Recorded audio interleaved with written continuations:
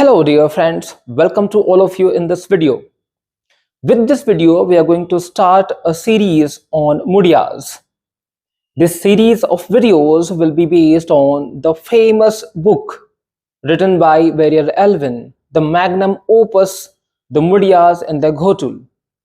So without any further delay, let's start the video. So as far as the Muria word is concerned, it has been derived from the word mur, which means the palas tree, or the root. The Muria may also mean permanent. It means the aboriginals having their permanent settlements in Bastar were called Murias. Warrior Elvin says that there is a lot of confusion between Muria, Maria and Joria. Dalton says that the word Maria has been originated from the word Mara, which means tree in Gondi dialect. Another scholar, Hislop, he says that Marias were also called Jhorias, and this view is supported by Dalton himself. He also says that the Marias were called Jhorias, and the word Jhoria has been originated from the word Jhori, which means a brook, means a small stream. Now, Warrior Elvin elucidated further on the difference of Muria and Maria. He says that the hill Marias, who descended from the hills and mountains of Abujmar and came in cultural contact with some superior alien but sympathetic and allied people, were later on called Joria Murias. Now, if we talk about the views of Warrior Elvin, he says that there are three components which have made the Muria tribe. What are these? Well, the first component are the hill Maria people who have migrated or descended from the hills and mountains of Abujmar and have settled to the jungles of south and east. The second component are the Gonds who have migrated from the central India, especially the Madhya Pradesh. And the third component are the already existing Murias at Kondagaon. Interestingly, all these three branches or components of Muria trace their migration from Lanji Dhamdha or Warangal. Now, as far as Muria migration from Warangal is concerned, it has a very strange story, a quaint story. As we all know that in the 14th century AD, Warangal was being ruled by two Kakatiya brothers, Prataprudradev and Annamdev, and their kingdom was subject to frequent invasions, military invasions from north and from south. The most intense military invasions from north took place on behalf of Alauddin Khilji under his trusted chief and commander Malik Kafur, who is also known as Hazar Dinari. And similarly, the intense invasions from south took place on behalf of Ahmad Shah Bahmani. Pratap Rudradev, the elder brother, could not survive these invasions and died, whereas Annamdev took refuge in the jungles of Bastar along with his Muria subjects. So this is how Muria came to Bastar from Warangal. Now this story begs a very important question. And well, what is that question? The question is that Bastar has always been closed for outsiders. It was always inaccessible. Many Britishers tried to enter in the Bastar, but they were failed. So, how did Bastar become accessible for the princes of the Kakatiya kingdom or Kakatiya dynasty? Where there is another folklore or legend regarding this. According to the legends, when Pratap Rudradev was alive, he was graced with an audience by Danteshwari, goddess Danteshwari. Now, goddess Danteshwari was the clan goddess of the Kakatiya dynasty. In the dream, she forewarned Pratap Rudradev of his imminent destruction if he stayed at Warangal. And she also told him that his true kingdom lay somewhere else. When Pratap Rudradev requested for the guidance, the goddess accepted, but with a condition. She said that she would be guiding the king from behind, and throughout the course of the journey, the king was not allowed to look back. The king accepted the condition and started walking northwards. Throughout the course of the journey, he kept listening the jingles, the sound of jingle created by tiny bells in the anklets of the goddess. When he reached nearby Pare River, suddenly the sound ceased, and the flabbergasted king looked back, violating the condition put forth by the goddess. Exasperated goddess shouted that that place would be the limitation of the kingdom of Pratap Rudradev. And this was the reason that the Kakatiya influence could not go beyond Bastar in the north. So all these stories explain that how Murias came to Bastar from Warangal. And it is believed that since that day, goddess Danteshwari was ensconced at the confluence of river Shankhini and Dankini. Today that place is called Tarala and it is located in Dantewada. So that's the introduction and background history of Murias. Now let's talk about the Muria livelihood.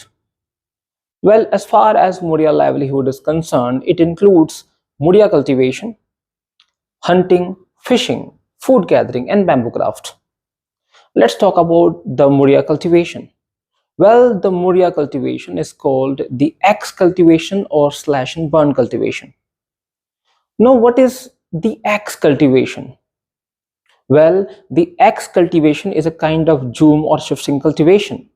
It is practiced in the tropical regions, which are subject to harsh sunlight. It is called axe cultivation because in this cultivation, the trees are felled and cut using axes. After that, they are burnt and the seeds are sown in the ashes after the first rainfall. So this kind of shifting cultivation where cutting of trees is involved using the axe is called the axe cultivation. Well, now let's talk about the axe cultivation practiced by Murias. The axe cultivation, which is practiced by Murias, can be categorized in three categories. The first one is called Penda. The second one is called Dippa or Marham or Erka. The third one is called Perka.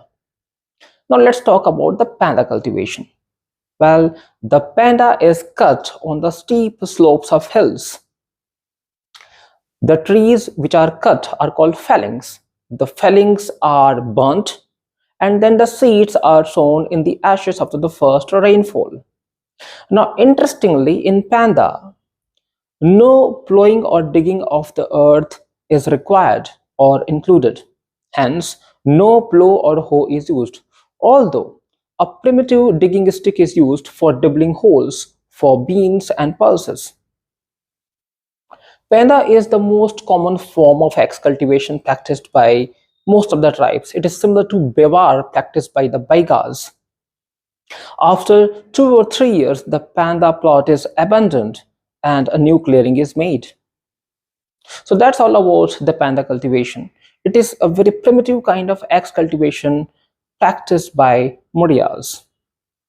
A slightly better type is called Dippa. Dippa is also called Marhan or Arka cultivation. Now, what is Dippa cultivation and how it is different from the Panda cultivation? Well, Dippa cultivation is different from Panda cultivation in three ways. First, Dippa cultivation is practiced on the fairly level ground, unlike the Panda cultivation, which is practiced on the steep slopes of hills.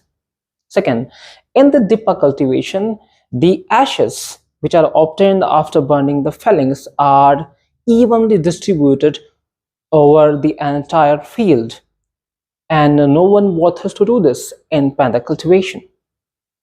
In the Dippa cultivation, after the first rainfall, the ashes are plowed into the ground or dug into it using a plow or hose. Dippa cultivation is started after Karepannum festival, which is celebrated in the February. On the occasion of this festival, Mother Goddess Talurmutta is worshipped and she is offered a hollow bamboo split in the middle. and then after only the Dippa clearings are made. So that's all about the Dippa cultivation. Now let's talk about the next, the Parka cultivation. Now it is the most developed form of X cultivation practiced by the Murias. Now Perka cultivation differs from Penda cultivation and Dippa cultivation because in the former two, the fellings are made, the clearings are made at the same place where the seeds are desired to be sown. But this is not the case in the Parka cultivation. In the Perka cultivations, the clearings are made elsewhere, and then the fellings are brought to an already prepared field where they are burnt, and then after the first rainfall, the seeds are sown. In the Perka cultivation, Kaser Gaita comes into the picture. Kaser Gaita is a kind of priest in the Muria society. So Kaser Gaita sleeps along with all the Muria cheliks, all the Muria young men. All the Muria young men are called cheliks. They are the members of the Ghotul. So Kaser Gaita sleeps with the Muria young men or the cheliks who are expected to participate in making of clearings, who are expected to participate in cutting of trees. So the Kaser Gaita sleeps with them in the Ghotul on the night before the day on which the clearings are to be made. The next day, Kaser Gaita, along with all the Muria young men or chaliks, worships the village deities, especially the Talur Muttai, and a pig or a goat is sacrificed. Kaser Gaita cooks the head of the sacrificed animal, and small portions of meat are distributed throughout the Muria society. And then after the fellings are made, that means the trees are cut. Once the trees are cut, the chaliks are smeared with the black soot, and some amount of burnt rice are pushed into their throat. It is a rite or a ritual which is compulsory as per the instructions of the Kaser Gaita. Then whatever fellings are made, they are brought to the already prepared Parka field using a tool which is called Asur or Bharni. Asur or Bharni is a log of wood, and with the help of this tool, whatever fellings are made, those are brought to the Perka field. After that, they become dry, and once they become dry, once they get dried, they are burnt. Now the burning has to be made with a special flame or fire which is brought from the Ghotul again, the Ghotul fire, which is considered to be very pure. The Ghotul fire is brought by Kaser Gaita on a bit of paddy rope, smoldering bit of paddy rope. Now all the Muria young men ignite the sticks from this smoldering bit of paddy rope, and they torch the fellings. Once the fellings are torched, they are burnt. The ashes are evenly mixed. Now, when ashes are to be mixed, a very special tool is used for this purpose, and it is called korlat or balla, or it is also known as dhosa. It's a simple wooden pole which is attached to a wooden board.